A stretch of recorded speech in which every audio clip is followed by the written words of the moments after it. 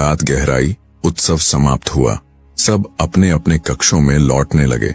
महाराज चीकू रानी के कक्ष में ही विश्राम कर चुके थे, पर रानी की आंखों में नींद नहीं थी। तभी बाहर से धीमी सी आहट आई, जैसे किसी के कदम महल के संगमरमर पर पड़ रहे हों।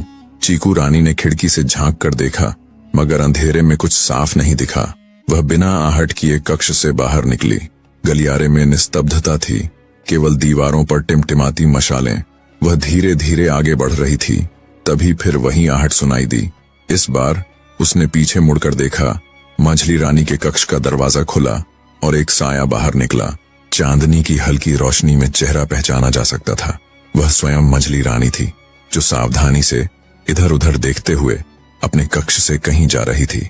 चीकू रानी ने मन ही मन सोचा, इतनी रात और इस तरह छुपते छुपते आखिर मंझली रानी कहाँ जा रही है। चीकू रानी ने कदमों की आहट को थामे हुए दबे पांव उसका पीछा करना शुरू किया। बगीचे के बीचों बीच दूर एक आकृति खड़ी थी, सेनापति। मंझली रानी सीधे उसके पास पहुंची और बिना किसी हिचकिचाहट के उसके गले लग गई। चीकू रानी पास खड़े एक पेड़ की छांव में छुपकर यह दृश्य देखती रही। उसकी आंखों में कोई हैरानी नहीं थी, मानो यह दृश्य वह पहले से ही अपने मन में देख चुकी हो और अब बस पुष्टि कर रही हो। कुछ समय बाद दोनों अलग हुए और धीमे धीमे बगीचे से निकलकर बावड़ी की ओर बढ़ने लगे। चीकू रानी ने फिर से उनका पीछा शुरू किया। बावड़ी तक पहुंचकर मंझली रानी और सेनापति ने चारों ओर नजर दौड़ाई और फिर अचानक वे दोनों कहीं गायब हो गए। चीकू रानी ने चारों ओर देखा। चारों तरफ अंधेरा और कई दरवाजे, लेकिन किस दरवाजे से वे भीतर गए, यह दीवारों और पेड़ों की परछाई के कारण साफ नजर नहीं आ रहा था। वह धीमे स्वर में खुद से बोली, कोई बात नहीं, राजमाता ने जो बताया है उसकी पुष्टि आज नहीं तो कल हो ही जाएगी। दोनों का कहीं पता न लगने पर वह महल लौट आई। अपने कक्ष में लौटकर उसने सोने की कोशिश की, लेकिन नींद आंखों से कोसों दूर थी। उसकी नजर बगल में गहरी नींद में सोए महाराज पर पड़ी। उसके मन में भाव उमड़ आए, महाराज, आप कितने निष्कपट और निर्मल हैं। आप कभी किसी का अहित नहीं कर सकते। आपके जीवन में किसी को भी पीड़ा देने का कोई उदाहरण नहीं है और आपको तो यह आभास भी नहीं। मैं यहाँ सिर्फ आपके हर अहित को रोकने के लिए आई हूँ। किसी के आंसुओं ने मुझे इस महल तक खींच लाया है। क्या आप जानते हैं वह कौन है? नहीं, आप नहीं जानते। और कैसे जानेंगे? आपको तो यही बताया गया है कि राजमाता अब इस दुनिया में नहीं है, लेकिन यह सच नहीं। राजमाता जीवित हैं। सच्चा है कितना भी छुपाया जाए, उसकी गंध दूर तक जाती है। रात के सन्नाटे में चीकू रानी की आंखों से नींद कोसों दूर थी। दिल और दिमाग में बस एक ही सवाल घूम रहा था, मंझली रानी, माधवी और सेनापति के बीच आखिर चल क्या रहा है? कोई राज है, कोई खेल जो अंधेरे में रचा जा रहा है और वो राजमहल की नींव तक को हिला सकता है। अगली सुबह भी वही बातें उसके मन में घूम रही थीं। उसने तय किया कि आज महाराज से सीधे पूछेगी, उन्हें राजमाता और बड़े महाराज की मृत्यु के बारे में कितना पता है। महाराज, क्या मैं आपसे एक बात पूछ सकती हूँ? पूछिए छोटी रानी। पिताजी महाराज की मृत्यु कैसे हुई थी? महाराज का चेहरा उदासी से भर गया।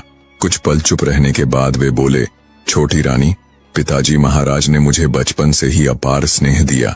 कभी किसी चीज की कमी महसूस नहीं होने दी। मेरे लिए वे पूरी दुनिया थे।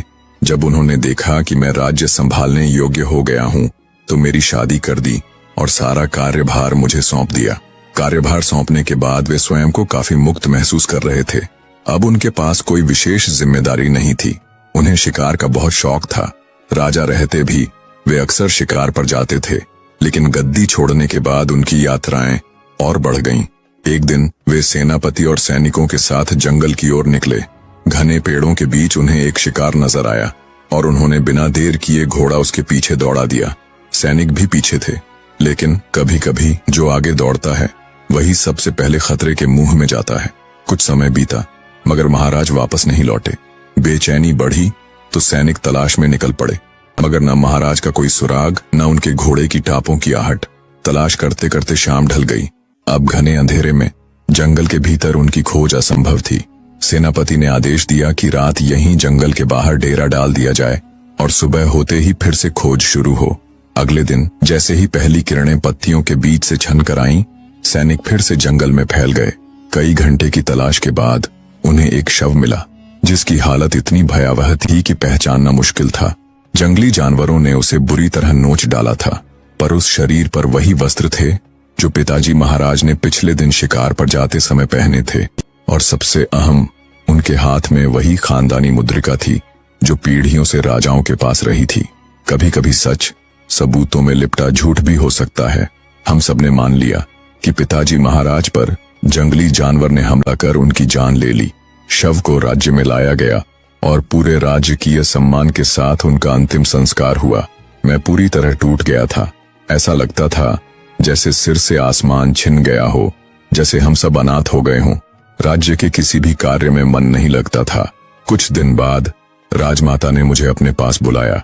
उनकी आंखों में दुख था मगर आवाज में मजबूती। जब राजा महेंद्र प्रताप ने चीकू रानी को अपने माता पिता की मृत्यु की कहानी सुनाई तो उनके शब्द थम गए।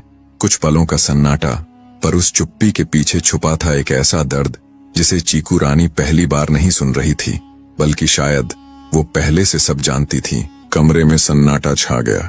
थोड़ी देर बाद चीकू रानी ने फिर पूछा, महाराज, माताजी की मृत्यु कैसे हुई थी? राजा ने गहरी सांस ली और कहा, राजमाता अत्यंत धर्मपरायण थीं। प्रतिदिन राज्य के मंदिर में पूजा करने जाती और वहां से लौटकर राजमहल के मंदिर में भी पूजा करती। एक दिन न जाने कैसे मंदिर में भयानक आग लग गई।